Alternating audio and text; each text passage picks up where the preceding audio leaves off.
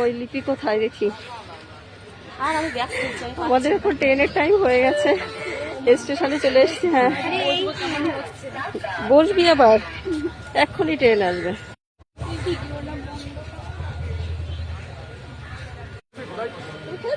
তো এদিকে ফের তোর পাখাটা আনিসনি কেন তিথি আজকে? ছোট পাখাটা খারাপ হয়ে গেছে। খারাপ হয়ে গেছে, আসছে ওই যে ঢুকে গেছে ট্রেন। এখানেই লেডিস, এদিকে আসুন।